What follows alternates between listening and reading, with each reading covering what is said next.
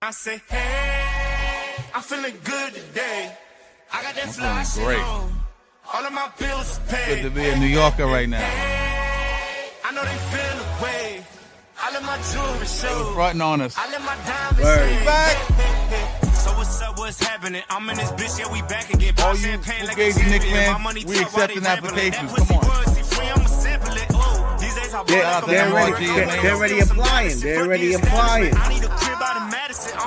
New York is back, baby. New bitch is bad as shit. Where I stay red, the next one gon' be glad as shit. I got a MILF out in Patterson. She play my music off her daughter tablet. Whoa, I'm getting sturdy in Texas. Doug, I'm relentless. I had the curve on You my about to get sturdy in Texas for sure. I would've earned me a necklace, but fuck it. I'm feeling good today. I got that fly shit on. All of my bills are paid. Yeah, man. That's shout out to MRG. That joint is fire. He I think he has a little video in front of the garden. Shout out to him because if you remember, a couple of years ago, he did like a joint, a Knicks anthem, like this in the Pacers, and I hit him on. We played it on the joint, and you know how everything is with clearance and all that crazy shit now. Like motherfuckers will take your videos down. I hit him on the DM and asked him if we could use it. He was like, no question. So shout out to him. He's really starting to blow up. He's doing his thing.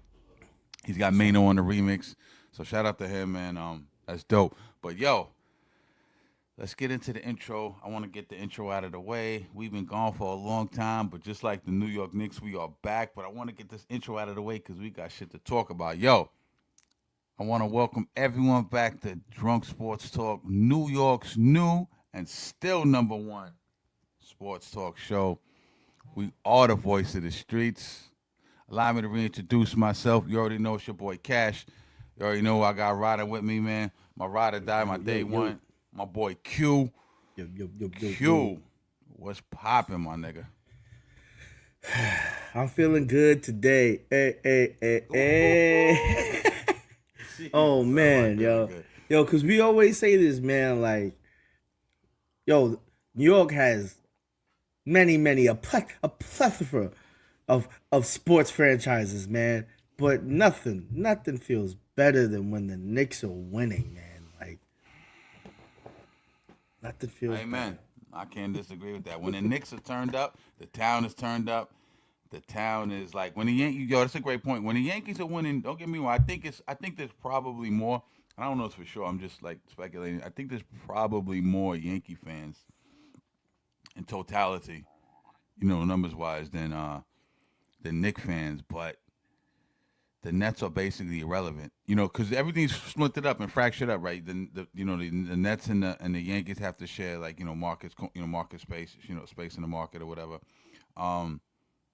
Market share, I should say. It's early in the morning. I'm fucking tired, but they gotta share. They gotta share fans. The Rangers, Islanders, and even the Devils to some extent have to share. Fans and shit like that. You know what I'm saying? It divides, the hockey fan base or whatever. Then you got, I said you got the Yankees, Mets, all the hockey shit. Then you got even the Giants and Jets. You know what I mean? So even though they play in the same building, same location, there's a split there. You know what I mean? Half, probably not half, probably more Giants fans, but the Jets fans take up a piece of the market share, whatever. But with the Knicks, let's be honest, the Nets are fucking irrelevant. Like, fucking irrelevant. So the Knicks have the whole, like, we all are aligned and lockstep in thought and fandom when it comes to the Knicks. So that's why I think, like, the Knicks are so turned up, combining with the fact that, we haven't won in, like, 53 years. And you saw the gradual build-up, right, against the Heat, when we lost to the Heat and then the Pacers. And even that first year, did we lose? We lost to the Hawks and shit like that, you know what I'm saying? Yeah. And Trae Young is catching on the shades. But you saw them dudes out. And that feels like so long ago, the Hawks series, man. It's crazy. That's when Julius Randle and RJ. Shout out to those guys because they're part of this. It's only 3 years? Yeah. No way. Like, really? I think it feels like we've been winning a while now, but you might be probably right. But shout out to R.J. Barrett and Julius Randle and Hartenstein and those guys, along with Thibodeau and those guys, because those guys definitely are like the foundational,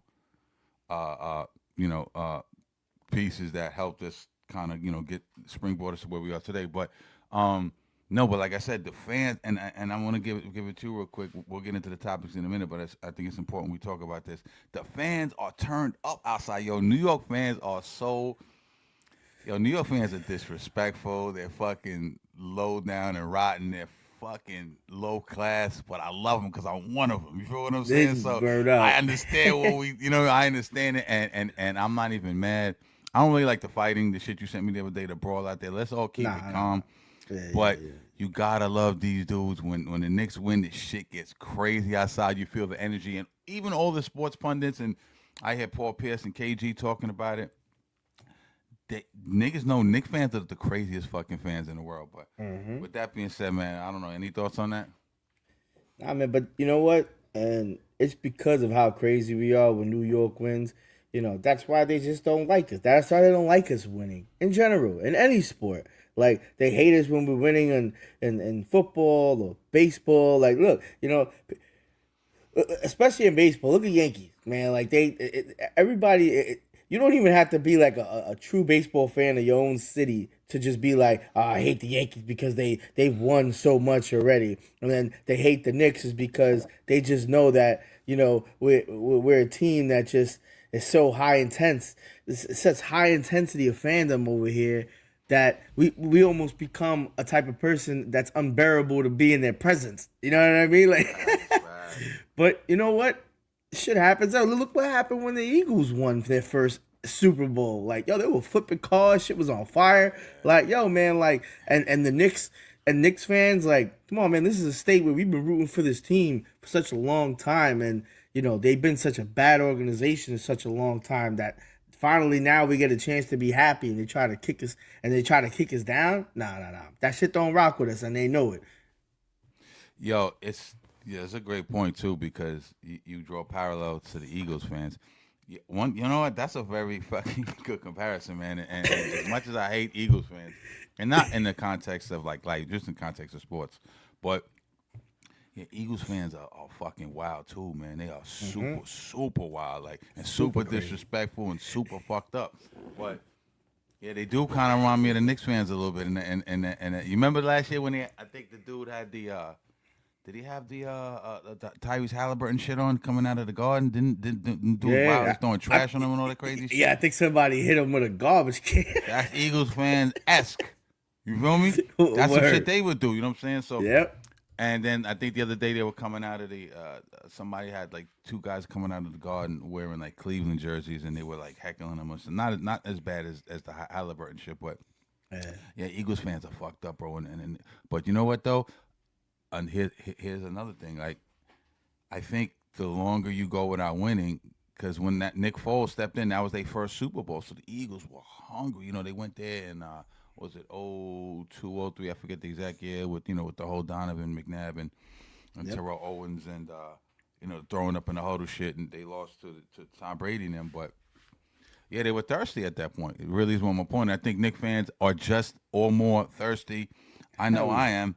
And right now, the run feels so crazy because, let's be honest, you see the three guys down on the bottom against Cleveland. The series is over. Let's be honest. No team has ever came back from a 3-0 deficit.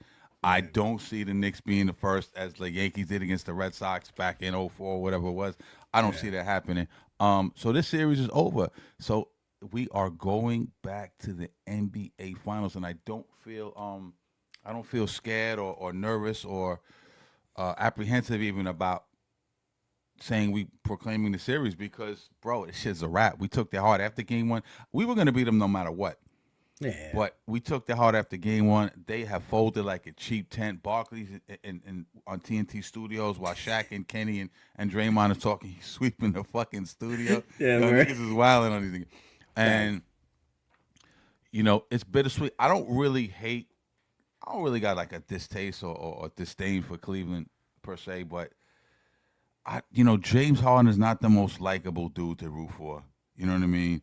Donovan Mitchell, it's interesting, man, because when the series started, I was like, wow, this is kind of almost, I don't know if this makes sense, but almost coming full circle. we tried to get Donovan, and I think I can speak for the Knicks fans, and as a whole, we all really wanted Donovan Mitchell. We all wanted Spider. We was all on board for that. The negotiations fell apart with greedy ass Danny Ainge or whatever. But I think he's a New York guy. He's a tri-state area guy. Roots for the Mets. His pops works for the Mets. He wanted to be here. We wanted him here, and the shit fell apart, and that sure hurt, right? Then we get Jalen Brunson, and then let's be honest, a lot of us were like, it felt like a letdown in the beginning. I'm just keeping it a buck. You know what I mean? We know how good Brunson is now, but it felt like a letdown, right? Correct me if I'm wrong. But we were kind of like, damn, why we always talk about this? Like, damn, they paid Brunson $100 million, Luka's backup. Like, we know he had the good run, and if you follow college basketball, you know what they were in Villanova. You know what I'm saying? But it just felt like Donovan Mitchell to Jalen Brunson at the time felt like a drop off. Let's be real. You know what I'm saying? Come to find out, we never knew, and that's the beautiful thing about this whole story, the way it unfolded. You know what I'm saying? It's like real theater. He has possibly become the greatest Knick of all time. We'll talk about that, but I'm like, damn, Donovan and I know he squared off a couple years ago, but this felt more important. Eastern Conference Finals, Donovan, Jalen, the whole thing, and I know they say Donovan's a little bit hurt, but Brunson honestly is fucking, to me, getting the best of him, and he's dropping points when he's not when they're trapping him and doubling him and trying to take the ball out of his hands and locking in on him a little bit more. He's dishing, he's putting out 14 dimes, and he's doing whatever he needs to do. And some games he's doing a little bit of both. Yo, real quick before we get into the subject matter, what are your thoughts on this Cleveland on Knicks series, man?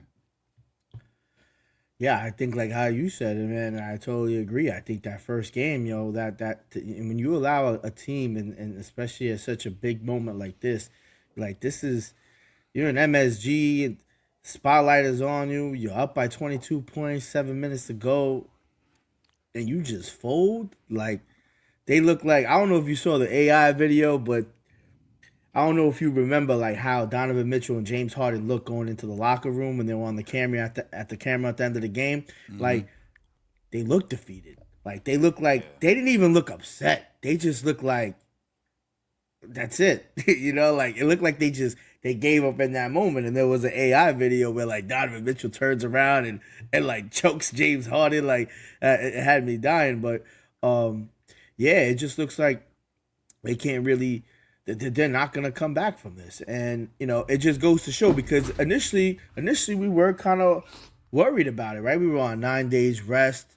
We just made the Sixers look like they didn't even belong. Like, and we're beating good teams. Like, I don't care what anybody says. Like, this is not an easy path. Like, the Knicks are making it look easy, but these guys don't just win the amount of games that they win and beat the teams that they beat. Like, they beat these good teams, like the Sixers to get here, the Cavs to be where they're at. Like, they had to face teams in the playoffs, so they deserve to be here. We're just making it look like we're the better team, which we always knew, and we just happened to turn it on at the right moment. And that just was happening. Like, we all knew, like, the type of basketball the Knicks needed to play, and we saw it in many moments throughout the regular season. We seen what they could really do. But then they go back to the ISO ball. Now they're just like, guys, all right, let's stop playing around now. Let's just show them, like, they must have had a meeting. They were like, all right, let's show them what we could really do. And the Cavs can't match up. They got the two bigs. They got Spider, James Harden. Like, they got shooters like Strus and Merrill. Like, they got a pretty deep team and a good team at that. It's just like the Knicks is just, it's like a Knickerbocker avalanche that's just combing over everyone, and nobody has a solution to it. That's a great way to put it. A lot of good points in there. It's like, shout out to Ed Television, former host over here. We're trying to get him back. I know he's a little mad. Love you, brother. You coming to my daughter's Sweet 16. Ed Television. Shout out to motherfucking Ed Television if you watch. Word up. Shout out to my homie Ed. He said he's coming on to the NBA if we win the NBA Finals. I'm gonna try to get him on and shit. I was talking to him a little bit yesterday morning, and he's super pumped up. But we were both talking about, and I think me and you spoke about this too. Yeah. This feels like, and great point in terms of let's not. I don't want to hear once we get to the finals. Oh, the East is weak. This was the easy one. Get the fuck out of here. Because I remember specifically dudes like Jay Will on ESPN, and I like Jay Will and everything, but he was like, oh, him and Michelle Ogumake was like, oh, the Knicks are not going to beat the Sixers. The Sixers are so talented, and they had just came back and won against the Boston series and everything, and you know what I mean, like. And I was like, what do you mean? What are you talking about? There's a lot of Nick hate and bias, but let's not now have any revisionist history and say it was an easy run, because it was not, because people didn't think this. The Sixers came back and beat Boston. They're a very talented team. They got dogs on that team. Cooked them, right? After the switch, after you flipped the switch in Atlanta, you know what I'm saying? A lot of people were down in the Knicks, me and you both. You know what I mean? We're like, yo, what the fuck, man? This doesn't something hit. And, I know that people like to credit Mike Brown, and I give him credit as well for for kind of making adjustments. And Mike Brown has always been really good with adjustments. Like, that's another thing. I don't know if a lot of people understand. He's getting fired. He's been fired from a lot of places and stuff like that. But Mike Brown is a good coach, and Mike Brown has always been good at making adjustments. And he made that key adjustment running the offense through Cat. You know what I'm saying? That caught a lot of people off guard. That took Jalen Brunson off the ball a little bit. Things he talked about doing early in the year, it took a while for it to kind of, get fine-tuned, if you will. But it started to work. But let's not make this about the Knicks had an easy run to the finals. We just clicking at the right time. And back to what I was saying about Ed and what me and you talked about. We always talk about how we want teams to peak at the right time, right? The Knicks are peaking at the right. You never want to peak too early, but this feels like the '07 Giants, bro. This has that feel in the air to me. Like, the last game against the Patriots, we were a wild card team. The Patriots was just dominant, undefeated, mowing dudes down, and all this Randy Moss, fucking Sayal, Brewski, obviously Tom Brady and all these guys. The almighty Patriots getting ready to have a historic season. We played them the last game. Remember, we were like, damn, like we kind of. We're holding our weight. Our front seven was getting to them, right? And I don't get sidetracked too much, but we got hot at the right time. We went on the road. Eli got super duper hot. Had one of the best postseason runs of all time. Beat guys like Aaron Rodgers, obviously, Tom Brady, shit like that. The win against Tampa was crazy. It feels like that with the Knicks, bro. Like I normally have a lot of bravado as a Knicks fan. And I'm gonna tell y'all something, man. And a lot of the times it's just surface. Like, I'm like, yo, the Knicks are gonna win it this year. We got it here. But deep in my heart, I'm like, I don't know. If we really have the team to do. Yeah, we're good, but I actually believe it in my heart this time, and I think this is gonna be the fucking year. I could be crazy, and I know there's a tall task against either of these guys out in the West. OKC and San Antonio are bludgeoning each other. And we're going to talk about that in a second. But, yeah, that's a really good point. Don't look back, like you said. Don't look back and try to front like this is like some cakewalk shit. It's not. We are just clicking on all cylinders, defensively, offensively. All the role players seem to know their roles, from Shamet, to Mikal Bridges to Alvarado in key spots, and you know what I mean, like, and who else am I missing? Josh Hart. All the role players are clicking. All the main guys are doing their roles. Everything's firing all cylinders. Mike Brown is doing all the right fucking things. Defensively on both sides of the ball, they're fucking awesome, bro. Yeah. They're playing fucking defense at a crazy clip right now, bro. They're the best. If I'm not mistaken, I think they're the best defensive team in the playoffs right now. You know what I'm saying? I forget what their rating is. I'm gonna look it up in a minute, but yeah, but tall task against the West, and let's get into that real quick. Because I think this series is over. James Harden, Donovan, I think they don't match up well against us, even with the double bigs. They're a piece away. I think they're maybe a wing player away, a good two-way guy on the wing and some shit. I'd have to look more at their team, but these guys, Strus and Merrill and who am I missing? Strus, Merrill, the double bigs, Donovan. Who am I? Oh, Dean Wade and everything, the fake D Wade and shit. Yeah.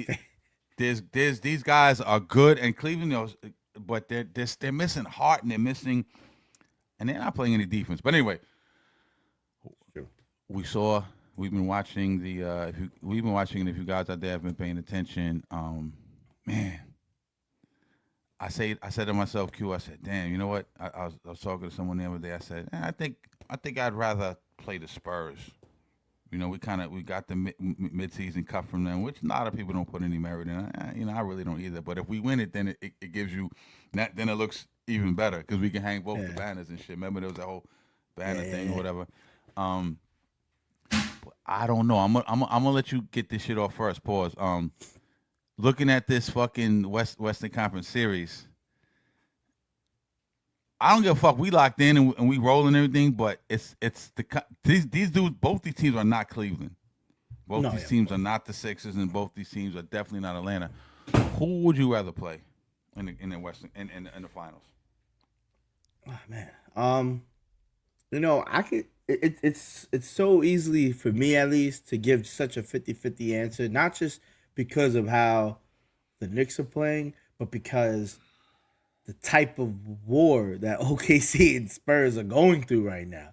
Like, they are really like going at it. Like, I don't know, you know, it's gonna be hard to predict and see how much energy are these guys gonna have if either of them make it to the finals. You know, like, are they like, will they run out of gas? Are they gonna continue doing what they're doing? I don't know. It's been rough on the West Side. It's been the Knicks have a lot more rest. You know, like now, you know, just to go off of that, because there is another point I want to bring about that. But if I did have to choose between the two, I won't lie, I would prefer to see the Spurs. I think it'll be great for the marketing because it's also the team that we faced last in the finals and lost to. That's a storyline for sure.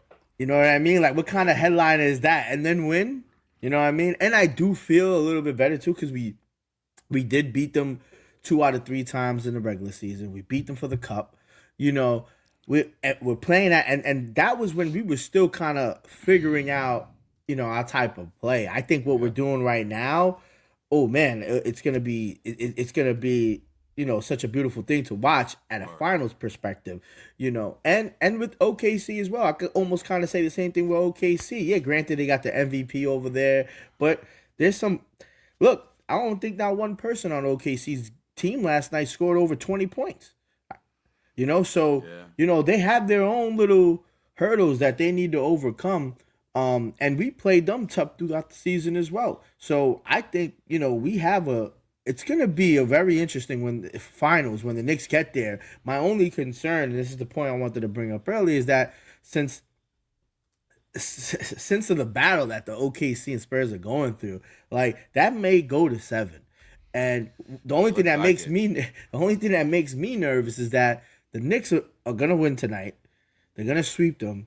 Now, potentially that's going to give them like somewhere around another 8 to 9 days rest again. Now, rest isn't, you know, I'm not one of those guys that are so pessimistic know, like, I don't, you know, and we did kind of see it a little bit, but the Knicks will have that a little bit of rust, but they need to just get it faster, right? Because like what you said, the Spurs and OKC, they are not Cavs.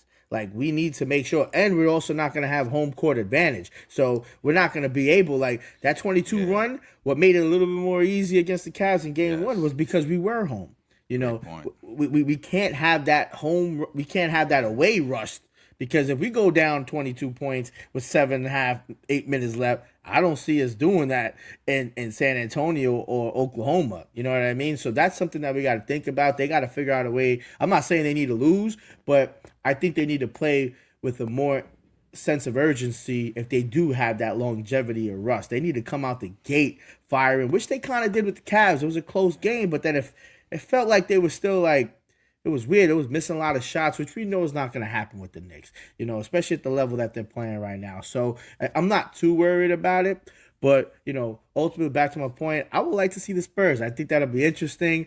Hey, look, it's another 25, 26 year rematch. You know, let's see who takes it. And then on top of that, we beat them for the cup and we beat them in the finals. You know, it's going to be sweet. It's going to be a sight to see. And, you know, I'm excited. But, you know, overall, that's who I like. But like I said, I think either or, I think we're gonna have, you know, a great chance. It's gonna be a dogfight for sure. We're not sweeping in the finals. Hey, if we do that, it'll be great. But I don't see that happening. It's gonna be a fight, and you know, I think the Knicks have definitely a high probability, of actually taking the whole thing with whichever team that they face eventually. I agree.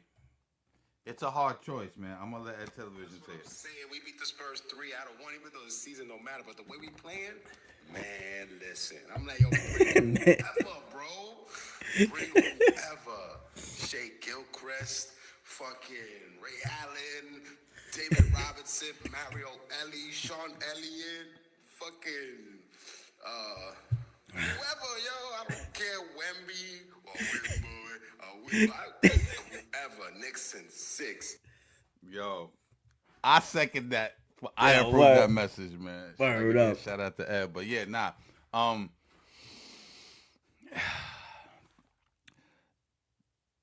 I didn't purposely like really write any notes on this shit because I kind of wanted to just like I didn't want to like get into like too much of the stats and analytics. I kind of I'm just looking at this.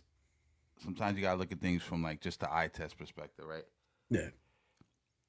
Early on in the playoffs, when I was like kind of looking ahead, I was like, yeah, I think if I had to choose, it was kind of looking like the Spurs and OKC. I'm like, yeah, I think I'd probably rather play the Spurs.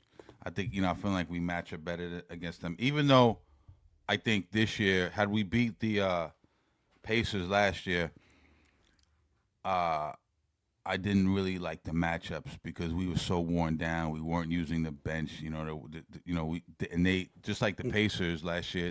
The OKC runs a lot of guys at you, so they always have fresh legs. The guys get out, and all of them seem to play defense. And I didn't like it last year, but this year I said, it's a little bit different. The bench is a lot better.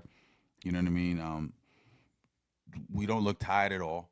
Obviously, we had the long period of rest, but even before that, we didn't look tired because guys were fresh, and that's the difference between Mike Brown and Tibbs. You know what I'm saying? Tibbs dug his own grave. That's another story. But I said, man, I think I'd rather play the Spurs.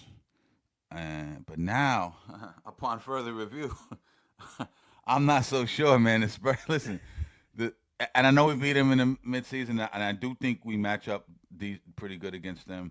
And I don't like Wemby. I seen Wemby. Quick story. I seen Wemby.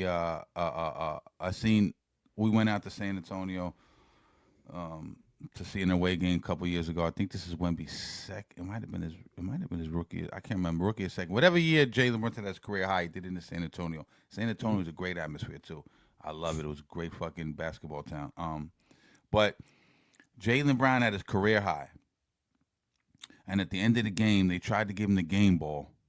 And Wemby took that shit and chucked that shit on some real hater shit. I think at the time it was Wemby's game high too.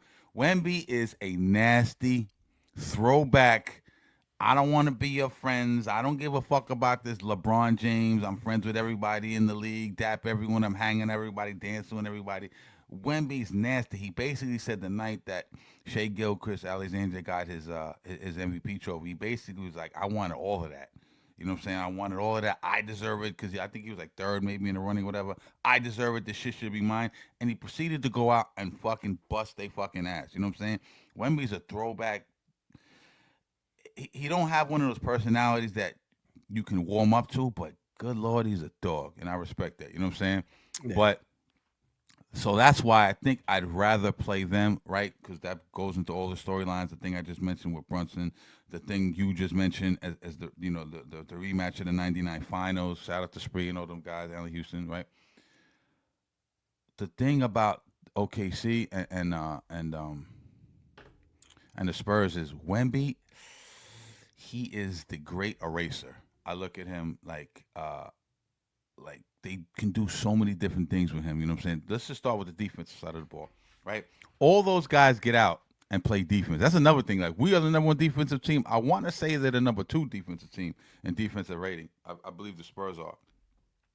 Vassell, good on ball defender, gets out in the passing lanes, gets steals, causes fast breaks. Champagne, he does his thing defensively. You know what I'm saying? De'Aaron Fox, who's not known to be like a super great defender. If you saw him last night, he pulled the shorts up and was playing some super defense. Castle, athletic, good on ball defender, good help defender, right? You got guys on the bench, right? Well, we on Dylan Harper, all these other guys, Harrison Barnes, right?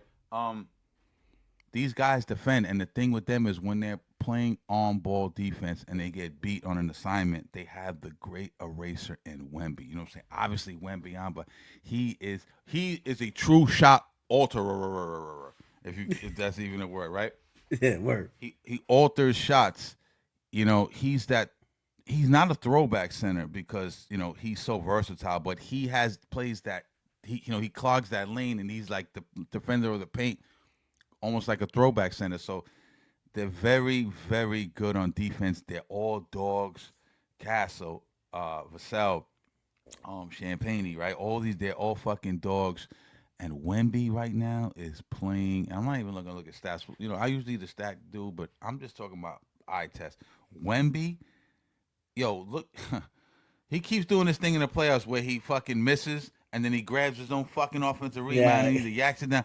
Yo, I'm like, good Lord. He's pulling up. Last night he did it again. He's pulling up from like the logo. He hit that big shot in before halftime, right? Yeah, last night and then the other night he hit that big shot at the end of the game from the logo. You can't leave him open. And this is another thing. You can't leave him open. So he's gonna draw Karl Anthony Towns or Mitchell Robinson out onto the perimeter. You can't fall back on him because he can shoot. We see that, right? So that's kind of like what we do. Similar style to us. That leaves a lot of space for these slashers, like I said, like De'Aaron Fox, a slasher, Champagne, Vassell, Castle, right? To work, you know, to go in the middle and work, drive to the lane, slash, kick out, you know, like Mike Brown like to say, spray three. On the other side of that, we do that very well too. You know what I mean? Cat can, you know, even though we're running the high post offense through Cat at times, and that went. You know what? They got hit. Cleveland got hip to that for a minute. And Mike Brown then kind of switched up. Then you saw a little bit of ISO ball, and he went back. So they're doing different things, but we do the same thing, you know, in terms of not clogging the middle, the spacing, right? You got to come out and defend Cat too. Even though he hasn't been shooting a ton of threes, and I'm gonna look up how many attempts he has, but Cat can still hit the fucking three. That gives him room to work. That gives Mikal Bridges. That gives Josh Hart. That gives because we have a lot of slashers as well. So. OKC, listen, don't get it twisted. OKC has some dogs too. You know, Shai, not the greatest defender, but I think in the regular season he was right around the benchmark of what the defensive rating in terms of what is considered a good defensive rating. I think he was at around 108 to 109. I think below 108 is kind of like considered a good defensive rating. Dort, a little bit dirty, but he's a dog, right? Jalen Williams, he's a little banged up, but you know, Holmgren in the paint, even though he's getting fucking abused, it'll be a little bit different if they go against the Knicks. You know, they have a bench. Caruso's a very good defender. He can give you some buckets too. Jared McCain, they have a lot of dudes that get out defensively, and they run a lot of fucking guys at you. So that being said, gun to my head, I'm gonna choose San Antonio just for the storylines. And I just want to, you know, I want to get back, so to speak. You know what I'm saying? But man, it's not gonna be easy. It's not gonna be easy at all, man. It's gonna be fucking rough, bro. You know what I mean? But I think this is the year. I still think this is the year. You know what I'm saying? Talk to me.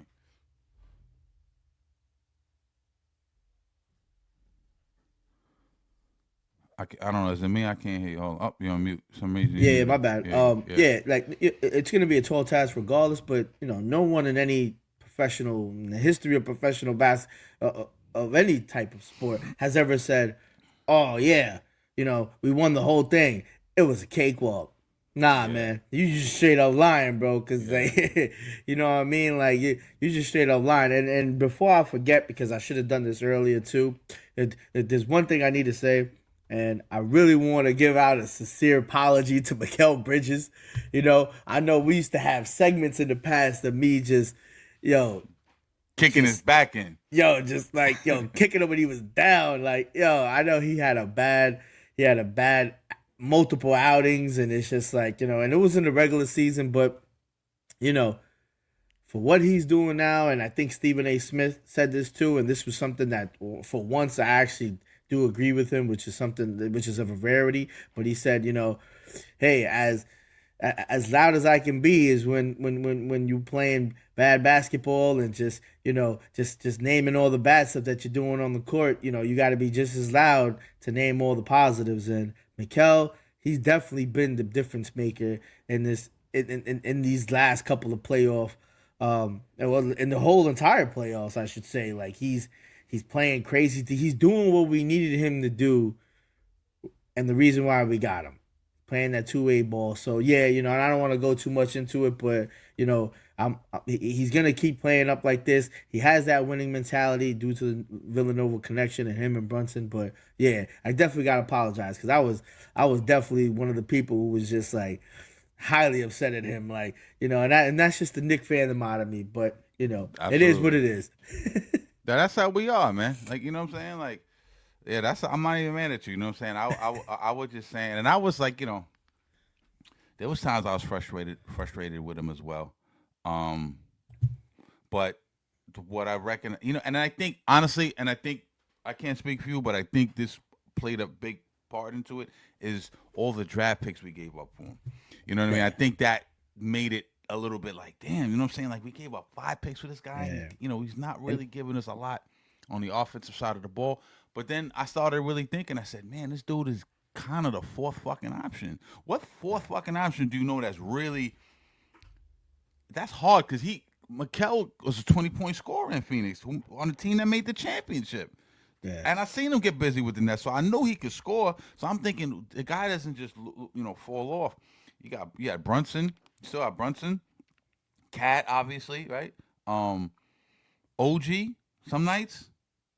And then Bridges. So what I started giving him more respect is I'm saying, yeah, he's not getting a lot of touches on the offensive end, and he's still very locked in defensively, right? And we seen him last year. He was the reason why we went to Eastern Conference Finals last year. He made a lot of key defensive plays. And for you to have to stay locked in, not get a lot of touches, Brunson get the majority of touches, then Cat and OG's being a little bit more aggressive. For you to not get that much touches and still most of the time lock in and take the other team's best player and do a really good job 95% of the fucking time on them, you got to tip your cap to him.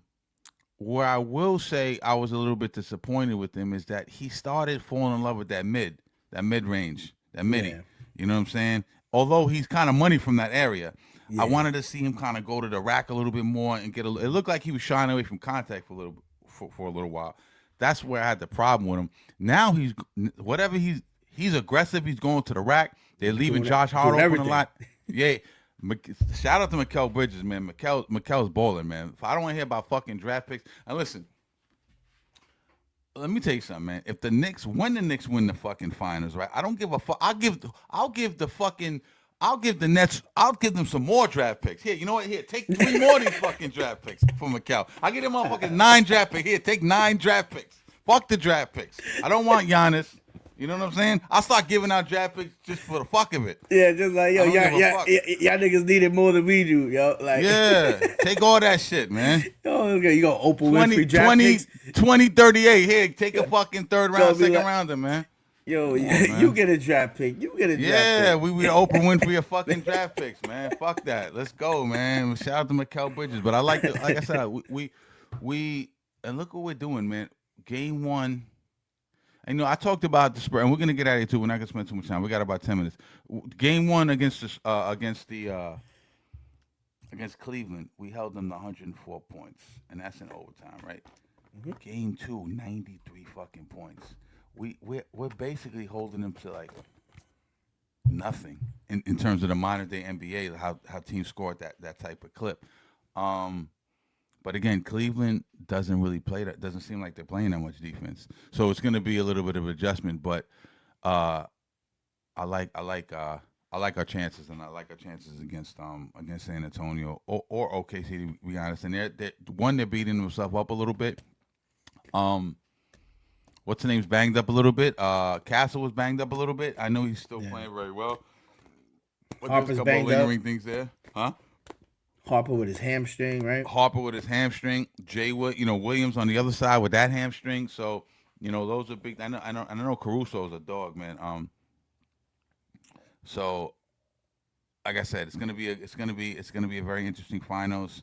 It's going to be no cakewalk by any stretch of the imagination. Let's see if Mitch and Cat can do anything better with Wemby than Chet is, because he owns Chet right now. And I know he don't like Chet, and he's showing you, I don't like this dude. This dude can't fuck with me. He's little man in a 7-foot nigga. Little man in a nigga. That nigga's basically fucking irrelevant in this series, man. It's just crazy. Right. So let's see if, Knicks got a little bit more dog in him. So Hartenstein can't do anything with him. So I want to, Mitch, and don't get it twisted. Mitch. I think we're gonna see if Mitch can stay out of foul trouble, and that Hacker Mitch shit kind of fucks him up. But I think we're gonna see spurts where, they're gonna key in. The Knicks are gonna key in defensively to really try to put some pressure on fucking Wemby, because Mitch is a fucking superb defender. He always does a great job against Joel Embiid. You can argue that a healthy Joel Embiid might be just as good as Wembanyama. I'll be honest with you. I know it's recency bias. We're seeing what Wemby does right now, but a healthy Joel Embiid has a lot of tricks in his bag. Yeah. That being said, it's good. Knicks in 6. Whoever want to come fuck with us. We are gonna close the show out with one more thing, and I think this is important because as a Knicks fan, it's always good to talk this barbershop talk. You know what I mean? We're gonna talk a little barbershop talk right now. The way Jalen Brunson's been cooking these last couple of years and this year, and you hear a lot about, is he the greatest Knick of all time? Is he making the case to be the greatest Knick of all time? Where does he fit in the allure of Knicks legends and shit like that? After game 1, that talk resurfaced and very aggressively. I'm an old school guy, man. In terms of, I'm a 90s Knicks guy, 2000 Knicks guy, so I seen all those great runs by those teams that we fell a little bit short. I seen the Melo run, didn't see the Frazier run, obviously, but I understand what it was. The Willis Reed run, I got all of that. Phil Jackson, Dave DeBusschere, all that. That was before my time, but that is the last time they won. Let me ask you this before I give my 2 cents, and we're gonna get out of here. Is Jalen Brunson the greatest Knick of all time? Could he be the greatest Knick if not, could he be the greatest Knick of all time? And would you put him at top 5 right now as we speak? Yes. Yes to both of those. Okay. Yes to both of those, man. Yo, he's definitely on the Mount Rushmore. He's definitely on the Mount Rushmore. That goes without saying. No other Knick has done what he's done in the time period that he's been a Knick. He's setting records in in astronomical fashion. Even the records show that he's one of the all-time great Knicks already. You know what I mean? Now, if you want to say he's the greatest, and the reason why I say yes to that too, because I know people might get me, but the only people that are probably gonna, come for me with my comment right now are somebody who's fucking 70 years old or something like that. You know what I mean? Yeah. It's only gonna be the old heads, because I saw, somebody asked Frazier this too, the all great, and he said, he still deems Willis Reed, who was the captain in the 70s. I did a little history. Obviously, I wasn't around there. I started watching Knicks just like you, in the early 90s.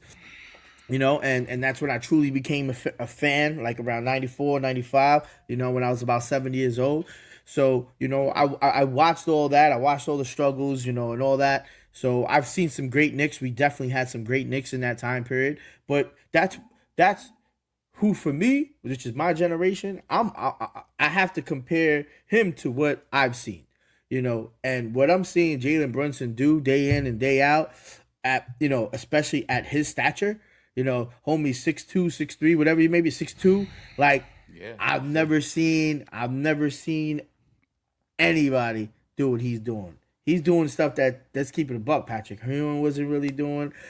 Carmelo Anthony didn't do, and these are Hall of Fame players, and Jalen Brunson, he's gonna be an automatic Hall of Famer. And I think even if he doesn't, if he continues even doing what he's doing right now, and let's say he never wins a finals, his number's still getting retired. He's holding this team down as a captain should. He's taking us over the hump. He's making sure he gets us to the promised land, and especially if he does get us to the finals and wins the finals, it's going to be an even easier argument. Like, homie did something. It's locked if he wins the final. You know, that's it. That's what I'm saying. Like, you know what I mean? Like, but for me, man, like, I don't get worried when Jalen Brunson. I don't feel like he's gonna make a bad decision. Yes, we've seen everybody, do something wrong. We were harping on Jalen Brunson when he was, he let the turnover go in the Hawks game and he had a bad shot. It is what it is. You're always gonna have those. But when you look at what he's been doing for the past 3 years, man, his great moments exponentially outweigh the bad ones, bro. It's not even like it's an obese nigga standing on a fucking a skeleton on a scale, and that's what shows greatness, and that's what we always love to see. And you know what I mean? Like, I'm just very appreciative for him being on the team, man. Like, for me, yeah, man, he's up there, man. Like, he's the greatest I've seen, man. Like, yeah, man, this is it's a tough question, man. This is a great fucking topic. Let me just see. This consensus seems to be. All right, let me just see. Look, I'm gonna go from 5 to 1. I don't got time. We don't got time to do all top 10, but 5. They have. Actually, no. I'm gonna go 6. 6 to 1. They got Carmelo. Like, most people have Carmelo at 6. They have Dave DeBusschere again before my time. So the Carmelo run, amazing. Didn't win anything, but there's reasons for that. We'll get into that at some point. Dave DeBusschere, 5. Earl the Pearl, 4. Again, didn't see him, know about that. Willis Reed, same thing. Walt Frazier, Patrick Ewing at number 1. Before I say that, I just want to. You can't see behind my wall, but Q knows very well. Me and Q have a picture with John Starks. Got a chance to meet John Starks. Great guy. In the hearts of Knicks fans, maybe not statistically, but he's up there with us, right? Got a Walt Frazier picture on there. Got an Oakley picture. Got Sprewell pictures. Sprewell's not even in there. I guess his run wasn't long enough with the Knicks, but yeah. Sprewell was a great Knick.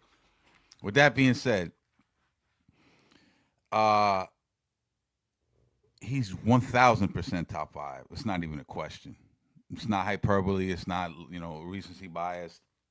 He is just statistically alone and what he's done so far, 1,000%. I understand what the championship means, what Frazier and Willis Reed and DeBusschere and those guys done for us. He wins that. He leapfrogs them automatically because we haven't won in 53 years. Story and context 1,000% matters when we're discussing this fucking topic, right? Mm-hmm. Patrick Ewing is for me to put him at number 1. I'm not saying I'm not, but for me to put it on number 1 is very hard for me in a couple of different ways. One, I grew up watching that Knicks team with Patrick Ewing and everything, and I saw Patrick Ewing with his fucking knees wrapped in ice, and I just seen the warrior he was, and he didn't always get along with the fans, and he's a little bit standoffish, even to this day, you know what I'm saying? But in terms of what he did in the court, fucking Patrick Ewing was a warrior. Now, he played in the Jordan era, and he wasn't as good as Hakeem. But other than that, I think Patrick Ewing, I'm going to have to put him at number 2, man. I hate to do this, man. I love you, Pat. I fuck with you, Pat. His career average 22.8, 10 boards, 2 blocks. Amazing. A tremendous amount of all-star games, right? Never won MVP. Here's why I separate them. And again, this is hard to do. Jalen Brunson is clutch. He's like the Derek Jeter of the Knicks. That has to count for a big percentage of the fucking score when you rate these guys, man. You seen what he did a couple years, even though he lost to Miami, he had a couple of epic games where he was just clutch, dropping 40, just clutch. You know what I'm saying? We fell apart there. We had injuries to Julius Randle, and OG got hurt and everything.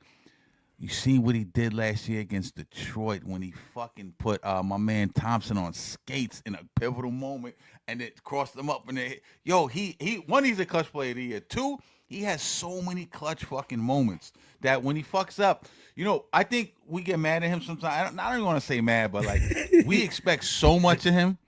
So when he's like a little bit off, we're like, oh my God, like we're so used to Superman, you know what I'm saying?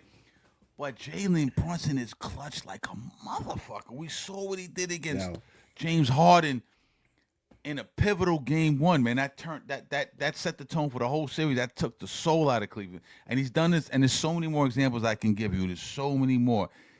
With the game on the line. And there's been times he hasn't come through. You know what I'm saying? We romanticize the shit a little bit, you know what I'm saying? But 95% of the time, he's clutch. And that's why I think even now, you got to put him at the top of the list. And if he wins the championship, I don't even think it's debatable. Even from the older heads, the 90s guys, the 2000s guys, a lot of 2000 guys are Melo guys.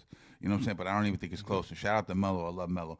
But fuck statistics. I'm not even going to look into the stats. We'll be here all day. I say you got to go Jalen Brunson, even right now, as of right now. Because here's my theory. A lot of these lists have Patrick Ewing as number one. If you're going to put Patrick Ewing as number one, he has not won anything, right? Mm-hmm. So why wouldn't you be able to put Jalen Brunson there yet? You know what I'm saying? Yeah. I do believe he's going to win, but as of now, he hasn't won anything. Frazier, Willis Reed, the league was a lot different back then. There were less teams. Love those guys. But there were 7 Hall of Famers on that team, too. Right. But if you're going to put Patrick Ewing at number one, and most people do, I know some of the older guys have Clyde and Frazier and all that. I get all that. But if the majority of people are going to put Patrick Ewing as number one, I don't see any reason why you can't put Jalen Brunson at number one. Patrick Ewing, the big miss with the finger roll. Yeah. Heartbreaking. Wasn't able to close out the game in Game 7 against Hakeem. Just so many different instances, and I'm not tearing him down because there was so many instances where he did his fucking thing. You know, when they beat Rick Smith, and even you could even make the case that when Michael Jordan retired, they were a phantom foul away from losing to the Bulls in that fucking. And I know that's sacrilegious as a Knicks fan, but it's the fucking truth. Jalen Brunson, number one Knick of all time, man. Clutch Knick. Even with his defensive deficiencies, and his story is so good. Like I said, the $100 million, thought he was overpaid, didn't get Donovan Mitchell, Luke is back up. What are we doing here? And for him to become this guy, he is beloved in New York. Jalen Brunson can do no fucking wrong. Now, if he goes out and has a John Starks-esque finals, Game 7 finals, then we got to come back here and talk a little bit more. But as of right now, Jalen Brunson's number one. That's it. I agree. Good show, man. I agree. Word up. Feels good. How you feel being back, man?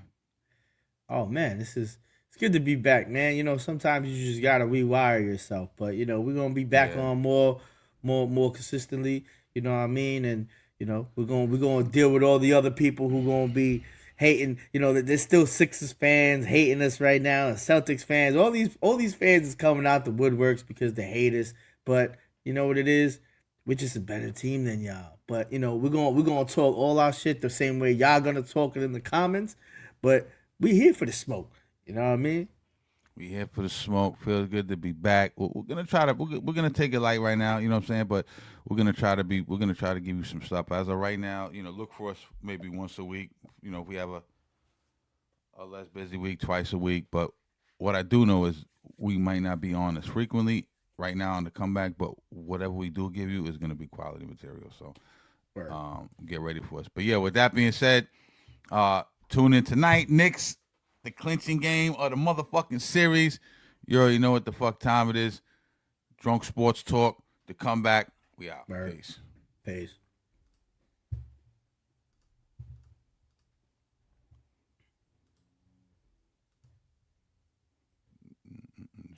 Play the fucking outro. That sucks. Oh, that's because I gotta end the fucking show. My bad. Peace.